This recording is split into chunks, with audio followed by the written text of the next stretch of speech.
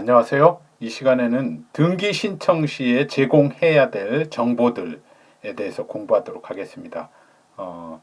크게 이제 신청 정보와 첨부 정보로 나뉩니다. 자, 신청 정보라는 것은 이제 등기 신청서에 기재해야 될 사항들을 말하는 거고, 첨부 정보는 이제 그런 신청 정보의 기재 사항을 증명하는 그런 정보들을 말합니다. 자, 이 그 신청 정보하고 첨부 정보가 어떤 것들이냐 이런 것들에 대해서는 부등법 24조 2항 보겠습니다. 2항에 보면은 신청인이 제공하여야 하는 신청 정보 및 첨부 정보는 대법원 규칙으로 정한다 이렇게 되어 있습니다. 그래서 이제 그 대법원 규칙이라는 게 이제 부동산 등기 규칙을 말하는데, 부동산 등기 규칙을 보면은 이제 오늘 강의할 것들이 이렇게 나와 있습니다. 어떤 것들을 제공해야 된다라고 하는 것들이 첫 번째로 봐야 될 것이 이 신청 정보로 기재해야 될 것들이 부동산의 표시에 관한 사항을 기재를 해야 되겠죠. 그래서 토지 같은 경우에는 그 토지의 소재와 지번, 지목, 면적, 그 등기부 양식에 앞에서 배웠습니다만은 이런 것들을 기재해야 되니까, 기재를 하려면은 그 신청서에 이런 것들이 신청인들이 기재를 해야 되겠죠. 그 다음에 건물은 소재와 지번 및 건물 번호, 같은 지번 위에 이제 한 개의 건물만 있는 경우에는 이제 건물 번호를 굳이 기재할 필요가 없지만은 여러 개의 건물들이 있을 수 있잖아요. 뭐 제101동, 제102동 이런 거 한 필지에 그러면 건물 번호를 기재해야 된다는 거예요. 그 다음에 건물의 종류, 건물의 종류라고 하는 것은 우리가 그 부동산 학에서 건축물을 건축법상 그 용도에 따라서 여러 가지로 분류한다고 배웠지 않습니까? 그 용도를 말하는 겁니다. 예를 들어서 뭐 주택, 제1종 근린 생활시설, 제2종 근린 생활시설 이런 것들이죠. 그 다음에 이제 구조, 면적 이런 것들을 적어야 되죠. 그 양식에 보면은 건물 같은 경우에 그 표제부에 그 양식은 표시 번호가 나오고요. 그 다음에 접수, 그 다음에 소재 지번 및 건물 번호가 한 단위죠. 그 다음에 건물 내역이라는 부분이 있는데 여기에다가 건물 내역 부분에 이제 건물의 종류, 구조, 면적 이런 것들을 기재하는 겁니다. 그 다음에 부속 건물이 있으면 부속 건물의 종류, 구조, 면적도 포함한다. 이 부속 건물이라고 하는 것은 부합물인 거죠. 부합물. 그러니까 독립한 건물이 아니라 독립한 건물 번호가 부여가 되지 않아요. 부속 건물을 만약에 이제 구분 의사가 있어가지고 독립한 건물이라고 하면 이제 부속 건물이라고 안 되죠.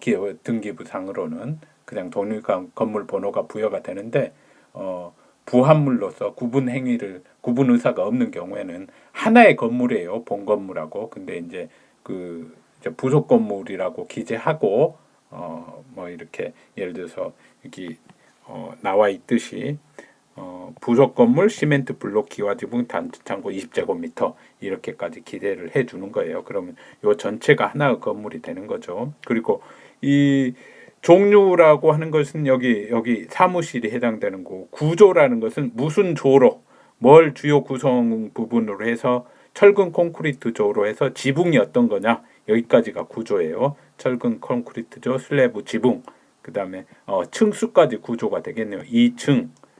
그리고 이제 면적은 1층이 50제곱미터, 2층이 50제곱미터라는 거죠.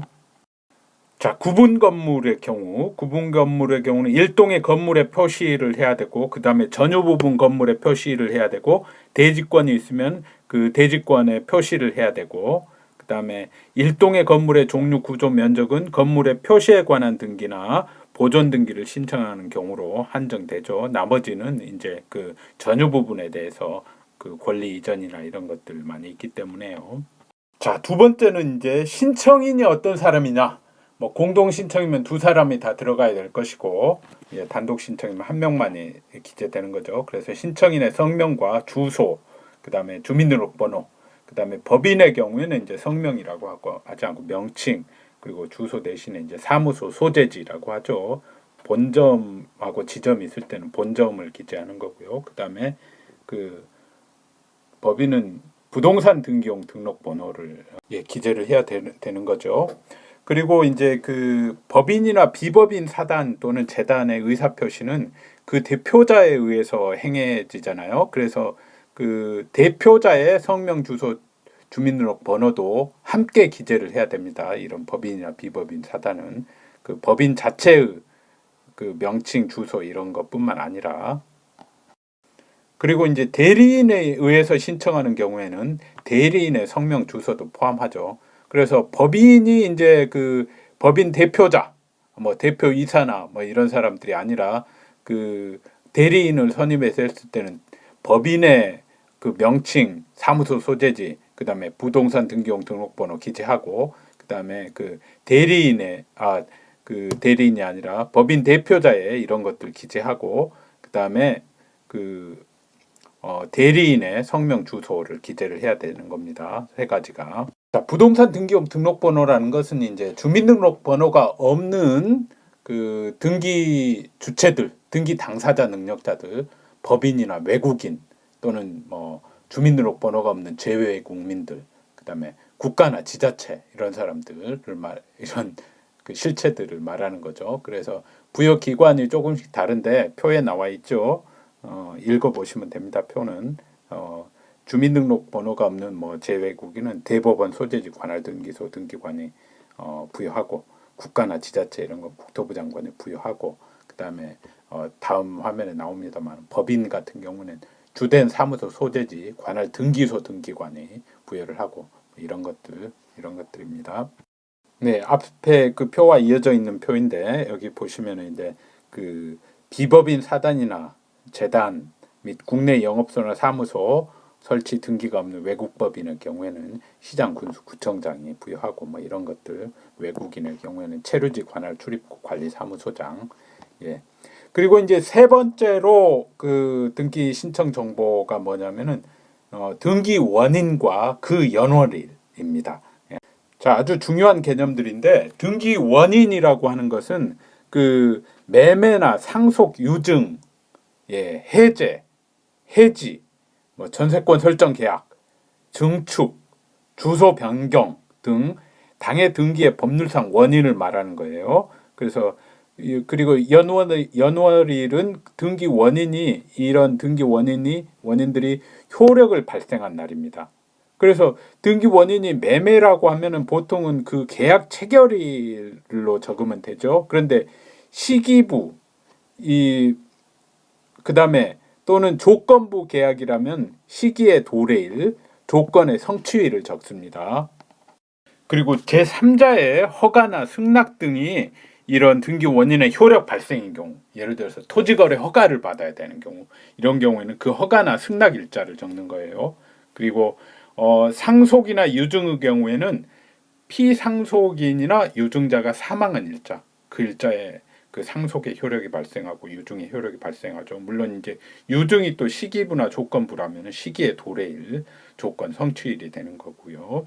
그 다음에 판결에 의한 등기의 경우에는 그 등기 원인하고 연월일이 조금 달라요. 어떤 쪽 그 같은 판결에 의한 등기라도, 예를 들어서 그 이행 판결에 의한 등기의 경우에는 확정된 판결의 주문에 명시된 등기 원인과 그 연월일을 적으면 되는 경우가 원칙인데, 예를 들어서 피고는 원고에게 서울 서초구 서초동 107 대 123제곱미터에 관하여 2014년 1월 5일 매매를 원인으로 한 소위 등 절차를 이행하라와 같은 주문에 따라서 이 원고가 소위 등을 단독으로 신청하는 경우 등기 원인은 이제 매매, 여기 기재를 하면 되는 거고요. 그 다음에 그 연월일은 2014년 1월 5일, 이때가 매매계약 체결일인데, 이행 판결의 경우지만 판결 주문에 등기 원인과 연월일이 기재되지 않은 경우도 있거든요.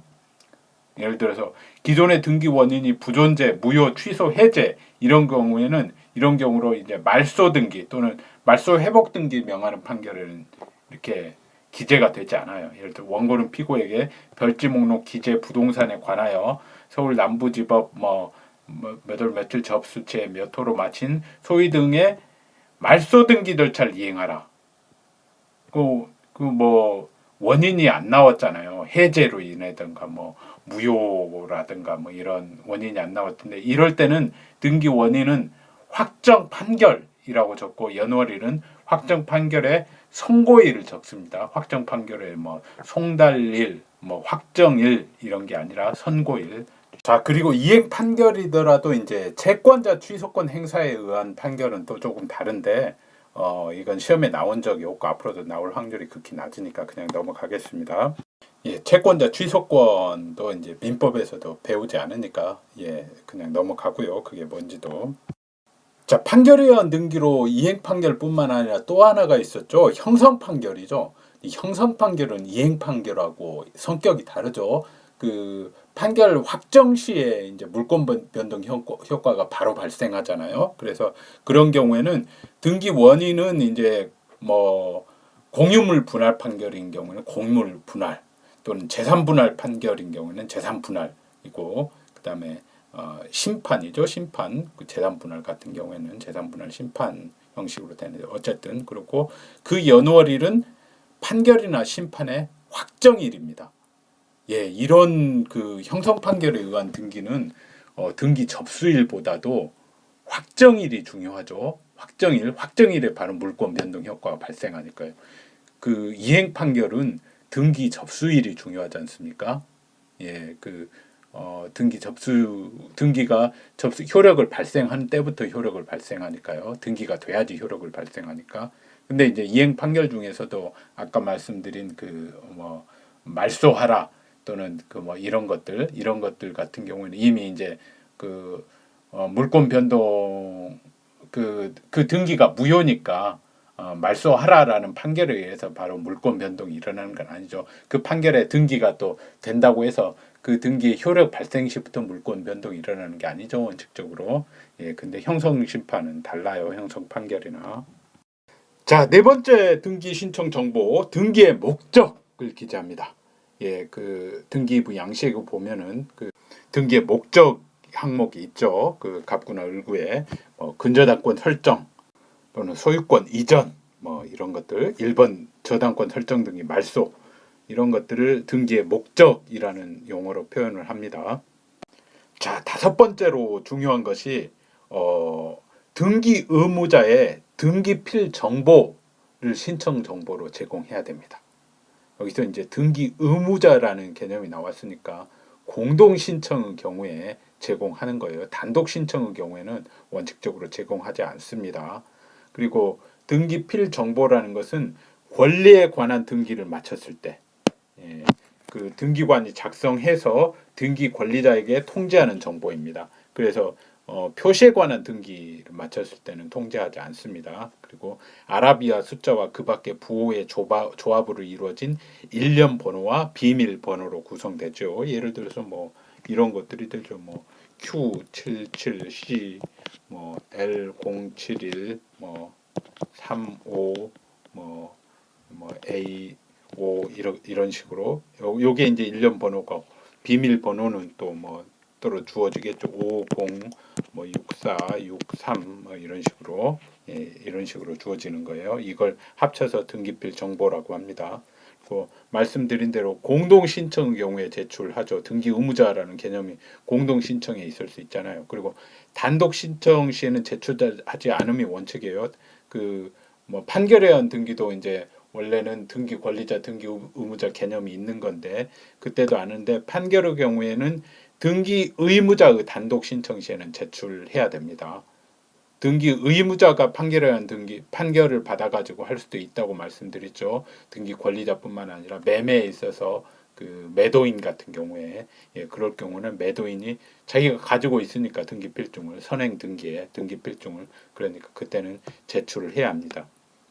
그래서 이제 이 등기필 정보에 의해서 신청인이 등기 의무자 본인인지 여부를 이제 확인할 수 있겠죠. 뭐 다른 사항으로도 확인할 수 있겠지만은 어쨌든 그리고 중요한 것이 등기필 정보를 제공해야 되는데 이런 경우에 뭐 공동 신청이거나 또는 단독 그 등기 의무자 승소한 등기 의무자 단독 신청 시에 이럴 때 그 등기필 정보가 없는 경우가 있을 수 있어요. 잊어버렸거나 뭐 이래 가지고 그럴 때는 등기 의무자나 또는 의무자가 미성 그 제한 능력자일 때는 그 법정 대리인이 등기소에 출석해서 등기 의무자임을 확인받아야 돼요. 예, 근데 그 출석하지 않으려면은 두 가지 경우가 있어요. 첫 번째는 변호사나 법무사에게 위임을 해서 대리 신청을 하는 거예요. 근데 변호사, 법무사도 이 위임 받았음을 확인하고 이를 증명하는 정보를 첨부 정보로 제공해야 돼요. 예, 이를 이제 증명하는 정보로는 그 뭐 특기 사항 같은 걸 적어야 돼요. 그 등기 의무자의 신체적 특징 등을 기재하고 뭐 그다음에 그 지문도 날인해야 되고 그렇습니다. 그 확인 서면에. 자, 그리고 또 한 가지 방법은 이 신청서 중 등기 의무자 등의 작성 부분에 관해서 공증을 받아야 돼요. 예, 공증이라고 하는 것은 이제 공증인이 그 부분, 그러니까 그 등기 의무자 작성 부분이 등기 의무자의 의사에 따라서 작성되었음을 인증하는 것을 말합니다. 공증인은 또 이제 변호사 자격 가진 사람 중에서 법무부 장관으로부터 인가받은 사람이 공증인이 되는 건데요. 예, 어쨌든 그게 이제 공증인한테 근데 인증을 받으려면 또 공증인에게 가서 출석을 해야 되니까 예, 그 뭐 실질적으로는 등기소에 출석하는 거하고는 별거와 별다른 그 차이가 없죠.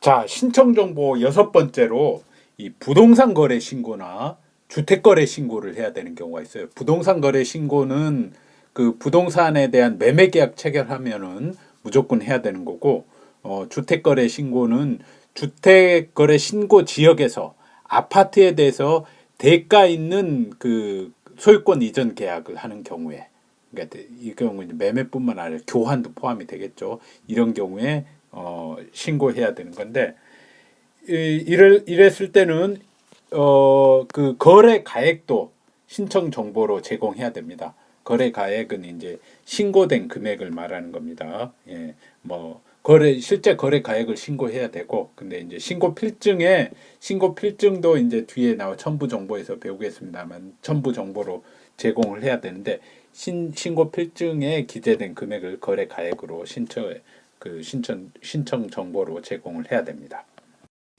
예, 이 주택 거래 신고하고 부동산 거래 신고는 그 2차의 세 번째 과목인 시험장에서는 이제 첫 번째 과목으로 나오죠. 이제 제 강의에서 세 번째 과목인데 그 공인중개사법하고 그다음에 중개실무에서 아주 중요한 항목입니다.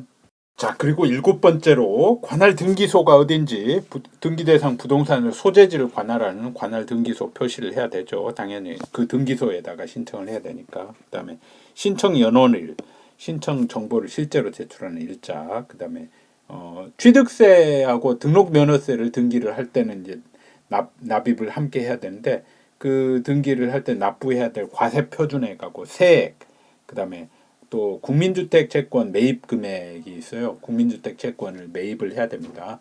부동산 국법에서 배우는데 그 금액도 이제 기재를 하게 됩니다. 그다음에 첨부 정보로 이런 것들을 다 납입했다는 것도 이제 나중에 첨부 정보로 제공해야 된다는 것도 배우시게 될 텐데 그렇고 그다음에 이제 등록 면허세와 관련해서 그 등기 원인 및 등기 목적이 동일한 것으로 여러 개의 등기소 관할에 걸쳐 있는 여러 개 부동산에 관한 경우에는 최초의 등기를 신청하면서 전액을 납부하게 됩니다. 예를 들어서 서울과 부산에 각각 소재하는 채무자 소유 두 개 부동산에 공동 저당권 설정 등기를 신청하는 경우 서울이든 부산이든 먼저 신청하는 곳에서 나머지 부동산에 대한 등록 면허세도 한꺼번에 납부를 하게 돼 있습니다. 자, 그리고 열 번째로 등기 신청 수수료액도 기재하게 돼 있습니다. 대법원 규칙에서 이제 수수료 액수를 정하고 있는데요.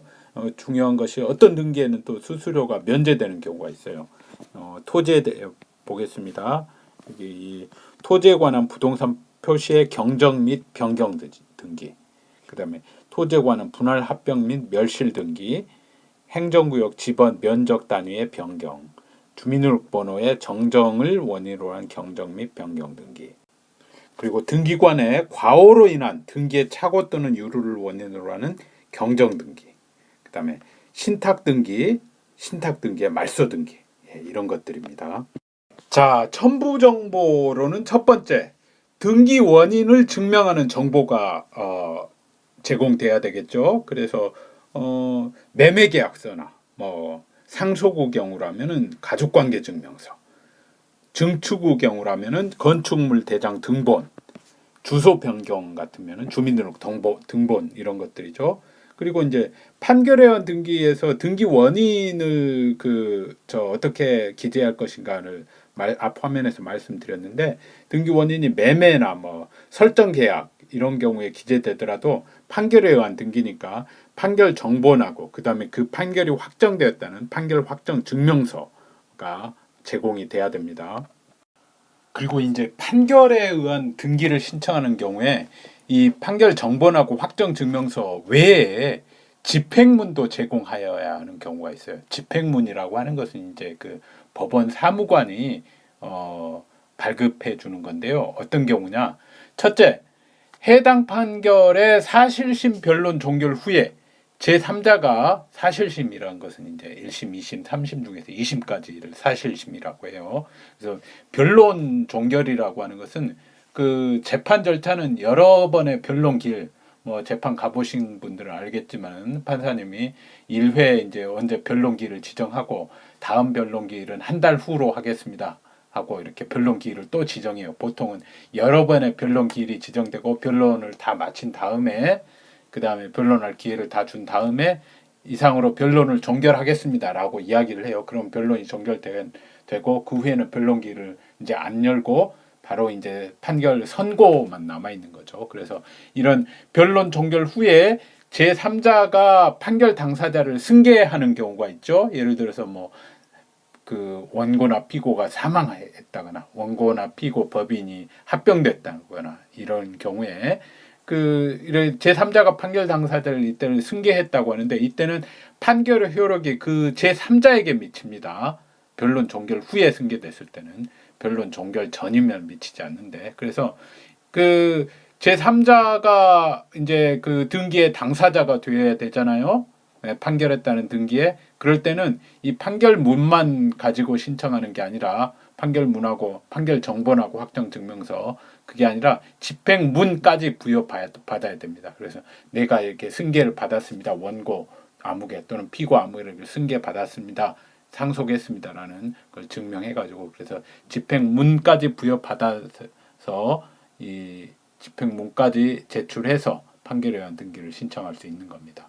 그 다음에 두 번째로는 판결의 집행에 조건이 붙어 있는 판결이 있을 수 있어요. 예를 들어서 그 근저당권 설정 등기 말소 같은 경우에는 피고는 원고로부터 1억 원을 지급받은 다음이라는 조건이 붙을 수 있잖아요. 원고에게 별지 목록 기재 토지에 관해서 말소 등기 절차를 이행하라, 이런 판결. 그때 원고는 이제 그 돈을 지급했음을 피고에게 지급했음을 입증해야만 법원 사무관으로부터 집행문을 받아서, 이럴 때는 이제 그 지급했다는 것의 증거가 필요하니까 집행문이 그 증거가 되는 거죠. 그래서 집행문을 부여받아서 판결에 의한 등기 신청이 가능한 겁니다.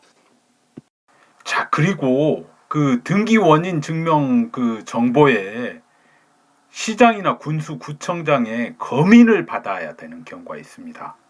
예, 이건 이제 부동산 등기 특별조치법의 내용인데요. 아주 중요합니다.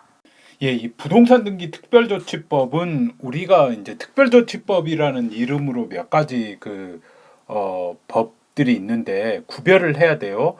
그 등기의 추정력과 관련해서 그 임야 소유권 이전 등기에 관한 특별조치법 뭐 이런 것들이 있었죠.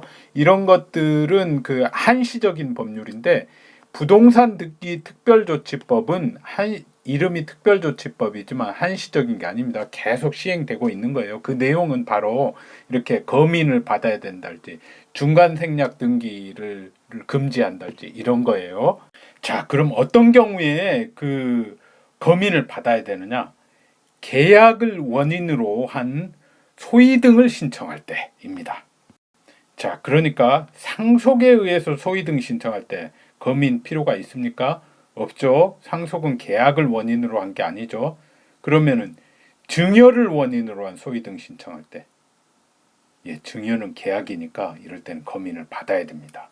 그리고 등기 원인 증명 정보가 이 판결서, 또는 판결과 같은 효력을 갖는 조서일 때는 이 판결서의 검인을 받아야 돼요. 그리고 이제 이 부동산 등기 특별조치법에 의하면은 이 집행력 있는 판결서라는 표현이 있는데, 집행력 있는 판결서라고 있는 것은 하는 것은 그것에 근거해서 등기를 신청할 수 있는 판결을 말해요. 그래서 집행문을 붙여야 되는 경우에는 집행문까지 붙여져 있는 거, 부여받은 거, 그런 것들을 집행력 있는 판결서라고 합니다. 자, 그리고 이제 이 검인이라고 하는 것은 그 계약서나 판결서 등의 형식적 요건의 구비 여부만을 확인해서 기재에 흠결이 없으면 그 검인을 하는 거예요. 허가나 이런 거하고는 좀 다른 거죠. 자, 그리고 이 부동산 등기 특별조치법의 그 내용이 중요합니다. 시험에 출제가 됩니다. 이건 이제 그 첨부 정보하고는 약간 의미가 다른 건데, 이 소유권 이전 등기 신청 기한이 있습니다. 부동산 등기 특별조치법에. 그래서 이 다음의 날로부터 이 60일 이내 소위 등을 신청해야 돼요. 그래서 이전 등기를 원칙적으로는 이전 등기나 등기 신청 여부는 당사자의 자유인데, 뭐 등기 신청 안 하고 있으면 이제 물권번 등 효력이 발생하지 않고 이런 불이익은 스스로 부담하는 거죠. 근데 이 소위 등 같은 경우에는 이 부동산 등기 특별조치법에 의해서 60일 이내에 해야 될 의무가 있어요. 첫째, 당사자가 서로 대가적인 채무를 부담하는 경우에는 반대 급부의 이행 완료일, 뭐 잔금을 다 지불했을 때 그런 날이 되겠죠. 그리고 일방만이 채무를 부담하는 경우에는 계약의 효력 발생일, 증여 같은 거 일방만이 그 채무를 부담하잖아요. 그러면은 그 증여 계약일로부터 60일 이내, 뭐 특별히 언제 이 계약이 효력을 발생한다 이런 말이 없으면은 그 말입니다. 그다음에 그 부동산의 소유권을 이전받을 것을 내용으로 하는 계약을 체결한 자가 위의 일자, 그러니까 반대급부 이행 완료일이나 계약 효력 발생일, 위의 일자 이후 그 부동산에 대하여 다시 제3자와 소유권 이전을 내용으로 하는 계약이나 또는 제3자에게 계약 당사자의 지위를 이전하는 계약을 체결하고자 할 때는 제3자와 계약을 체결하기 전에 먼저 체결된 계약에 따라 소위 등을 신청해야 돼요. 위의 일자 이후 계약 효력 발생일이나 반대급부 이행 완료일 이후에. 자, 그리고 위 일자 전에 그 부동산에 대해 다시 제3자와 소유권 이전을 내용으로 하는 계약을 체결했을 때. 그래서 이 아까 앞에는 두 가지였죠. 그 소유권 이전을 내용으로 하는 계약이나 또는 계약 당사자 지위를 이전하는 계약이었는데, 계약 당사자 지위를 이전하는 계약을 요 일자 이전에 체결할 때는 자기 앞으로 그 이전 등기할 의무가 없어요. 사실 이런 경우에는 계약 당사자 지위가 이전돼 버린 경우에는 자기 앞으로 이전 등기할 여지가 없었죠. 반대급부 이행 완료 이전에 계약 당사자 지위가 이전돼 버렸으니까, 또는 계약 효력 발생 이전에 당사자 지위가 이전됐으니까요.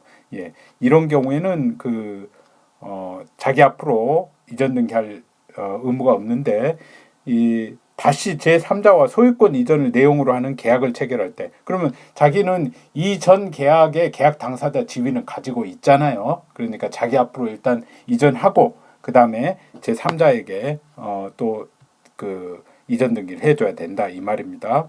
그리고 보존 등기가 되어 있지 않은 부동산에 대해서 소유권 이전을 내용하는 계약을 체결한 자는 다음 일자부터 60일 이내 보존 등기를 신청해야 돼요. 자기 앞으로 일단.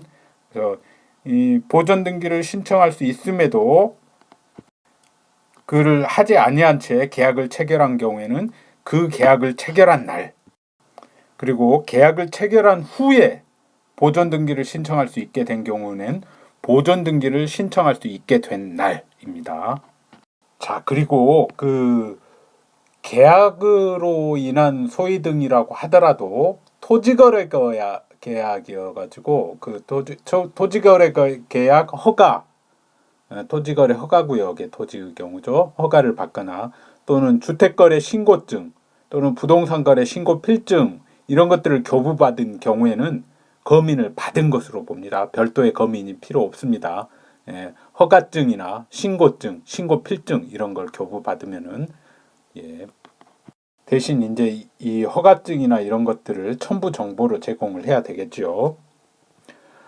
그 다음에 주택거래 신고 또는 부동산 거래 신고 대상 계약을 등기 원인으로 소위 등을 하는 경우에는 말씀드렸죠. 신고 금액을 거래가액으로 등기부에 기록하는데 이때 거래 부동산이 2개 이상이거나 여러 명의 매도인과 여러 명의 매수인 사이의 매매 계약인 경우에는 매매 목록도 첨부 정보로 제공합니다. 매매 목록이라고 하는 것은 이 밑에서 보시겠습니다만은 부동산의 표시와 그 거래 가액을 기재한 목록이에요. 그리고 등기 원인 증명 정보가 판결이나 판결과 같은 효력을 갖는 조정 저서 등인 경우에는 거래 가액 등기를 별도로 하지 않습니다. 자, 이렇게 기재되는 거죠. 그 소유권 이전할 때 거래 가액 이렇게 2번 등기, 거래 가액이 이렇게 등기 9천만 원, 900만 원이네요. 예, 이렇게 기재가 되는 거고, 요건 매매 목록은 아마 이게 소유권 이전이 됐었는데 이것만 매매가 된 게 아니라 다른 것까지 같이 2개 이상의 부동산에 매매가 되니까 매매 목록이라고 이렇게 기재되는 거예요. 거래 가액이. 그다음 매매 목록을 보시면 이제 거래 가액이 나오는 겁니다. 그리고 보통 등기부를 이제 보시면은 거래 가액이 기재가 안 된 경우가 있죠. 그런 경우에는 이제 2006년 이전에 체결된 계약 같은 경우에는 그때는 그 거래 가액 신고 의무가 없었습니다. 그래서 기재가 안 되는 거고요. 자, 이 등기부는 지금 토지에 대한 거죠. 속초시 조양동이라는 토지에 대한 것이고 2013년 1월 20일 매매가 등기 원인이죠. 매매 목록은 2013-1275 다음 화면 보시죠. 다음 화면은 이제 건물에 대한 이 토지에 서 있는 건물에 대한 것입니다. 자, 여기 보시면은 그 건물 소유권 이전이 됐는데 1월 20일 매매라고 돼 있죠. 예, 1월 20일 매매 아까고 토지하고 같고 그다음에 뭐 소유자도 아까 같습니다. 매매 목록도 2013-1275 그래서 토지하고 건물 그 매매 목적물이 2개니까는 매매 목록이 이제 작성되는 거예요. 매매 목록은 이렇게 작성이 됩니다. 목록 번호, 그다음에 거래 가액, 그다음에 뭐 부동산의 표시 각각 하고 순위 번호 이렇게 나오고 이런 식으로 되는 겁니다. 자, 그리고 이제 그 첨부 정보 두 번째 등기 원인에 대해서 제3자의 허가나 동의 또는 승낙이 필요한 경우 이를 증명하는 정보 아까 말씀드린 대로 토지거래 허가 계약 같은 경우에 허가서 이런 것들을 말하는 겁니다. 다음 화면에서 자세히 보시죠. 자, 토지거래 계약 허가 외에도 미성년자의 매매계약 체결에 대한 법정 대리인의 동의. 예, 그리고 농지 취득 시 농지 취득 자격 증명. 예, 공법에서 배웁니다. 그 다음에 외국인 토지법상 외국인의 토지 취득 허가. 그 다음에 이사와 회사 간의 거래 시 이사회의 승인. 재단법인의 기본재산 처분에 대한 주무관청의 허가, 그 다음에 학교법인의 기본재산의 매도, 증여, 교환, 담보 제공 또는 권리 포기에 대한 관할청의 허가 이런 것들입니다.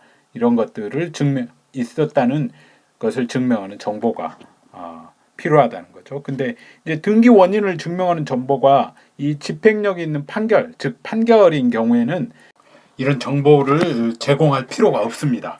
왜냐하면은 만약에 예컨대 그 미성년자 소유 토지에 대해서 소유권 이전 등기 절차를 이행하라라는 그 재판 소를 제기한다면은 만약에 이런 그 법정 대리인의 동의가 없었다면은 미성년자 측에서 이런 동의가 없었으니까 우리는 이 계약을 취소하고 이전 등기 절차를 이행할 의무가 없습니다. 이렇게 주장을 할 것이고 결국은 그 승소 판결이 내려지지 않을 거란 말이에요. 그래서 굳이 있었기 때문에 이런 판결이 내려졌다 이렇게 간주를 해서 없다고 보는데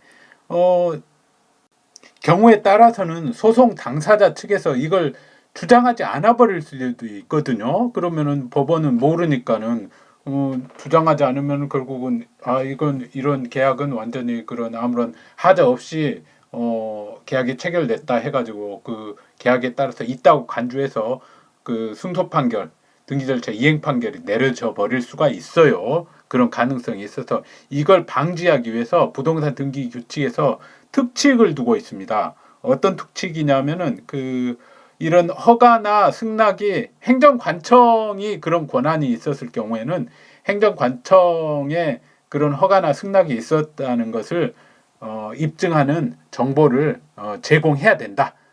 판결에 그 등기 원인 증명하는 정보가 판결인 경우에도 이렇게 규정을 하고 있습니다. 중요하니까 잘 알아두셔야 됩니다.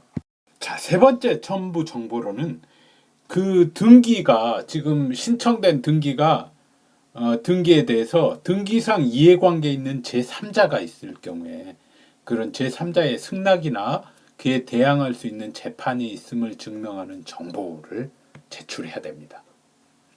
자, 여기서 중요한 것은 등기상 이해관계 있는 제3자가 뭐냐라는 건데요. 자, 이거예요. 등기상 이해관계 있는 제3자라는 것은 그 등기의 당사자 이외의 제3자로서 그 등기가 격려되면은 등기부상 손해를 입을 자, 등기부상 손해를 입을 자, 당사자 이외의 제3자로서 자 보겠습니다.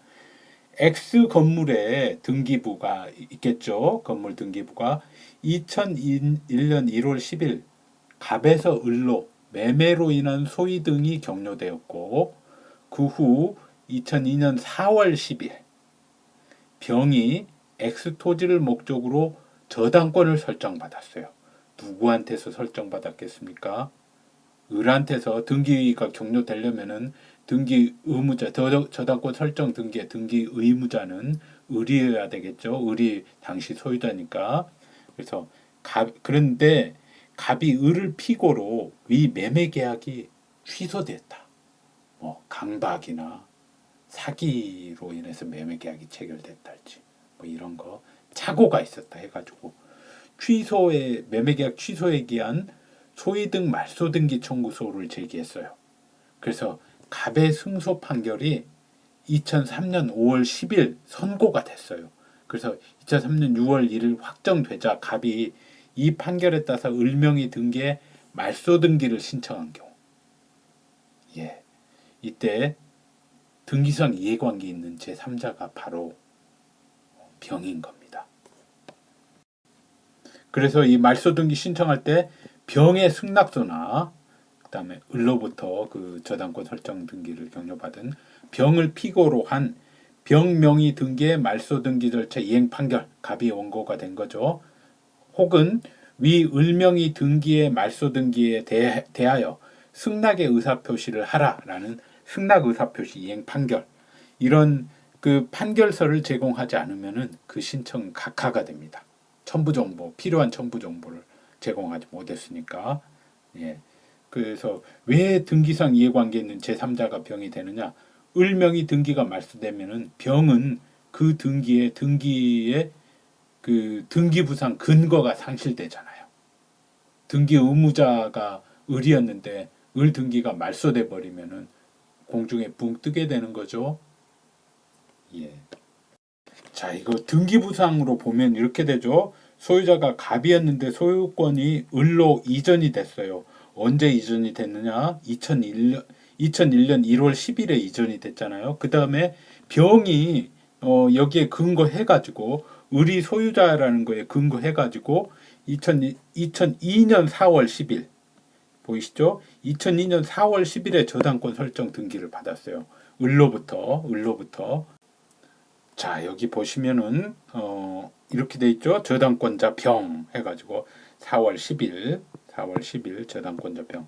채무자는 이제 꼭 굳이 여기 을이 아니어야 돼요. 채무자는 그 물상 보증인으로 제 3자를 위해서 자기 소유 물건에 저당권을 설정해 줄 수 있어요. 그래서 만약에 위 계약 취소 원인이 갑이 계약 당시 을로부터 강박을 받았기 때문이고 병이 저당권 설정 계약 시 위 강박 사실을 몰랐다면 갑은 병의 승낙이나 병에게 대항할 수 있는 재판이 있음을 증명하는 정보를 제출할 수 없겠죠. 왜냐하면은 강박으로 인한 의사표시의 취소는 선의 제3자에게 대항을 할 수 없잖아요. 민법에서 배우셨죠? 예, 그래서 병은 승낙을 해야 될 의무가 없어요. 자, 그래서 이런 경우에 갑이 소유권을 회복하기 위해서는 어떻게 해야 됩니까? 바로 진정명의 회복 등기를 해야 되는 거예요.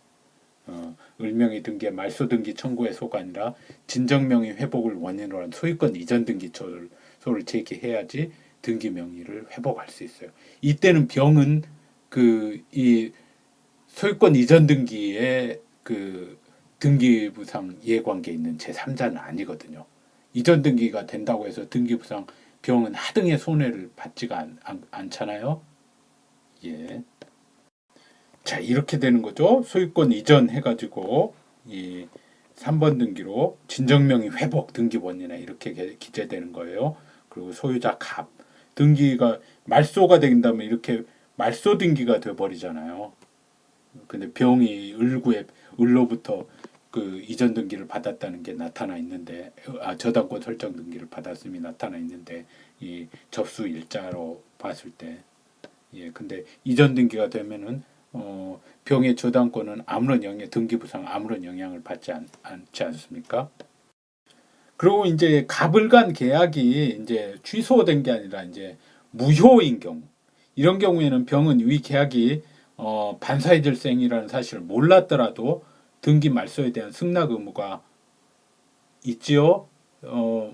반사질서 무효에 대해서는 모든 자에게 무효를 주장할 수 있잖아요. 그래서 선의 제3자에게도 대항할 수 있으니까요. 그래서 그리고 만약에 이제 병 저당권 설정 후에 갑이 이 매매 계약을 해지하고 을에게 말소 등기를 청구했다면은 병은 또 승낙 의무가 없지요. 병은 해제 이전에 계약은 목적물에 대해서 대항력 있는 권리를 취득했잖아요. 저당권이라는. 그래서 그런 경우에는 해제로 그 사람한테 대항을 할 수가 없죠. 예. 자, 그리고 이 손해라는 것은 등기부상 손해이면 되기 때문에 실제로 손해가 입을 염려가 있는지 여부는 고려 대상이 아니에요. 예를 들어서 을명의 등기 말소 등기 신청 시에 이미 병의 저당권은 소멸됐어요. 피담보 채권이 다 변제가 돼가지고. 근데 등기부에는 말소 등기가 되지 않고 남아 있으면 여전히 이럴 경우에 병 등기가 남아 있는 한, 저당권 설정 등기가 남아 있는 한 을 등기의 말소 등기를 신청하기 위해서는 병의 승낙서나 또는 병에 대항할 수 있는 판결이 첨부 정보로 제공되어야 된다는 얘기입니다. 물론 이 경우에 이제 병의 등기는 피담보 채권 소멸로 무효의 등기죠. 그래서 승낙 의사 표시를 구하는 소가 제기되면 병은 패소하겠죠. 그래서 보통은 이렇게 승낙 의사 표시를 하겠죠. 어쨌든 그 승낙 의사 표시를 했다는 걸 첨부 정보로 제공이 돼야 된다는 말이에요. 등기상 이해관계 있는 제3자이니까. 자, 또 다른 예를 들어보겠습니다. 등기상 이해관계 있는 제3자. 전세권자 갑이 그 설정자 을과 전세권 계약을 합의 해지한 후 전세금 반환 채권을 병에게 양도를 했어요. 그래서 을에게 이를 확정자 있는 증서로 통지하고 전세권 목적물을 을에게 반환하였는데 갑의 채권자 정이 전세권 가압류 결정을 받아가지고 그 부기 등기를 격려했어요. 그러면은 이 가압류 결정 부기 등기가 유효한가요? 무효죠. 전세권은 지금 존재하지 않잖아요. 소멸돼 버렸잖아요. 목적물도 반환돼 버렸고 전세권 계약도 합의 해지가 돼 버렸기 때문에 가압류 결정 자체가 이제 무효죠. 존재하지 않는 전세권에 대해서 가압류를 한다고 결정을 했으니까요. 그래서 이 정의 가압류 부기 등기는 무효니까 을은 갑에게 전세권 설정 등기에 말소 등기를 청구할 수 있죠. 그 다음에 정에게는 그 말소 등기에 대해서 승낙 의사 표시를 청구할 수 있어요. 왜냐하면은 정은 이 등기상 이해관계 있는 제3자거든요. 정에 비록 가압류 등기가 무효이긴 하지만은 여전히 존재하고 등기부 상으로는 지금 그 저당권 설정 등기가 말소되면 그로 인해서 등기부상 손해를 입잖아요. 예. 그래서 등기부상 그 말소 등기에 대해서 이해관계 있는 제3자이기 때문에 승낙 의사표시를 구해야 되고 또 정은 무효 등기의 명의인이기 때문에 승낙의 의사표시를 할 의무가 있는 거죠. 자, 그리고 그 등기부상으로 손해를 입지 않으면은 등기상 이해가 있는 제3자 관계 있는 제3자가 아니에요. 예를 들어서 1번 저당권 설정 등기를 말소 등기가 신청하려고 할 때 그 등기를 2번 저당권자가 등기상 이해관계 있는 제3자인가요? 1번 등기 저당권 설정 등기가 말소되면은 오히려 이익을 받잖아요. 예. 등기상 이해관계 있는 제3자가 아니에요. 2번 저당권자는. 우리가 통상에 쓰는 그냥 일상적인 개념으로는 말소 등기 되면 이익을 받으니까 이 사람도 이해관계 있는 제3자라고 뭐 말을 할 수가 있을 텐데 법적으로는 이해관계 있는 제3자가 된다면 아까 아닙니다. 자, 등기상 이해관계 있는 제3자인지 여부에 대해서 또 추가적인 예를 보겠습니다. 해당되는 경우로 또 예로 소위 등 말소 후 저당권 취득자 또는 가압류 등기 격려자 이런 사람들은 소유권 이전 등기 말소 회복 등기 시에 제3자에 해당됩니다. 잘 생각해 보세요. 그 다음에 제한물권 등기 말소 회복 등기 신청 시에는 제한물권 등기 말소 후 소유권 취득자. 자, 그리고 변경 등기 시 또는 경정 등기 시에도 등기상 이해관계 있는 제3자가 있을 수 있어요. 예를 들어서 근저당권 채권 최고액을 증가시키는 경정 등기 또는 변경 등기 할 때 후순위 저당권자. 자, 그리고 해당되지 않는 자로 넘어가겠습니다. 이런 경우가 해당되지 않아요. 갑에서 을에서 병 명의로 이제 이전 등기가 격려됐는데 이런 경우 을 등기 말소에 있어서 병. 왜냐하면은 그 병 등기는 을 등기를 말소하려고 할 때 이미 말소가 돼 있어야 돼요. 그림으로 한번 볼까요? 자, 이 경우에 토지의 등기부에 이렇게 갑, 을, 병 순으로 등기가 됐는데 이 말소 등기는 현재 그 유효한 등기만이 말소 등기의 대상이거든요. 그러면 여기에서 을 등기를 먼저 말소할 수가 없어요. 갑으로서는 최종 명의인 병 등기를 말소하고 말소가 되면은 그 다음에 을 등기를 말소할 수 있는 거거든요. 그래서 이미 말소가 돼 있어 버리기 때문에 을 등기 말소에 있어서 병은 뭐 이해관계인일 여지가 없는 거죠. 자, 그런데 이 등기상 이해관계 있는 제3자가 있는데 승낙서가 첨부되지 않았어요. 그러면 각하돼야 되는데 각하되지 않고 등기관도 잘못해가지고 그 등기가 그대로 격려된 경우 그 등기는 그 제3자 이해관계 있는 제3자에 대한 관계에서는 무효입니다. 다만 그 제3자가 승낙 의무가 있는 경우 그럴 경우에는 그 등기는 실체관계에 부합하는 등기로서 그에 대한 관계에서도 유효하지요.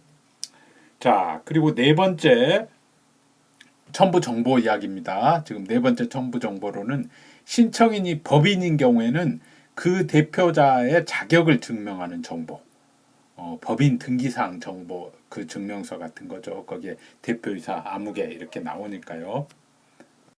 그리고 신청인이 비법인 사단이나 비법인 재단인 경우에는 정관이나 규약을 제출해야 되고 그 다음에 대표자나 비법인 재단인 경우에는 관리인이라고 하죠. 비법인 사단의 대표자에 해당되는 사람이 그 대표자나 관리인임을 증명하는 정보, 예, 그 다음에 그 사원총회 결의가 있음을 증명하는 정보, 비법인 사단이 등기 의무자인 경우, 등기 의무자라는 것은 부동산을 처분했다는 얘기죠. 부동산 처분에는 사원총회의 결의가 있어야 되죠. 민법상 보면은. 예. 그리고 그 대표자 또는 관리인의 주소 및 주민등록번호를 증명하는 정보. 자, 그리고 대리인에 의해서 신청하는 경우에는 그 권한을 증명하는 정보. 권한을 증명한다는 것은 그 임의 대리인 경우에는 위임장, 법정 대리인 같은 경우는 이제 가족관계 증명서 등이죠. 자, 그리고 등기 권리자의 주소나 사무소 소재지 증명 정보도 제출해야 됩니다. 정부에서 주민등록등본이나 법인 등기사항 증명서 등이 해당되겠죠. 근데 이건 이제 새로 등기 명인이 되는 경우로 한정하죠. 예를 들어서 근저당권 설정 등기, 말소 등기 같은 경우 그런 경우에는 새로 등기 명인이 되는 게 아니죠. 그럴 경우에는 불필요하고 그다음에 소위등 신청 시에는 등기 의무자의 주소 증명 정보도 제출하게 되어 있습니다. 그래서 판결 등을 첨부해서 등기 권리자 단독으로 소위등을 신청하는 경우에는 등기 권리자의 주소 증명 서면만 제출하면 됩니다. 이때 판결 등에 기록된 주소가 등기에 기록된 등기 의무자 주소와 다른 경우에는 이제 동일인임을 증명할 수 있는 자료를 제출해야 되는데 판결 등에 주민등록 번호가 기재되어 있으면 그 등기상의 등기 의무자의 주민등록번호와 동일한 경우에는 이제 그럴 필요가 없지요. 자, 그다음에 여덟 번째 등기 권리자의 주민등록번호 증명 정보. 새로 등기 이제 명인이 되는 경우로 등기 권리자의 주소 증명 정보와 마찬가지로 그다음에 소유권 보존 등기, 이전 등기, 표시 변경 등기, 멸실 등기 시에는 토지 대장이나 임야 대장, 건축물 대장 정보나 그 밖에 부동산의 표시를 증명하는 정보도 제출해야 됩니다. 그리고 이 제출하는 토지 임야 건축물 대장은 발행일부터 3월 이내의 것이어야 되고요. 이 중요합니다. 발행일부터 3월 이내 또 뒤에 나올 그 인감증명서도 발행 방문 신청 시에 이제 인감증명서를 제출해야 되는 경우가 있는데 그것도 발행일부터 3월 이내의 것이어야 됩니다. 자, 그리고 취득세나 등록면허세, 수수료 및 등기 신청과 관련해서 다른 법률에 따라 부과된 의무, 국민주택 채권 같은 거 그런 의무를 이행하였음을 증명하는 정보도 제출해야 되죠. 그런 거가 없으면은 등기 신청이 각하가 됩니다.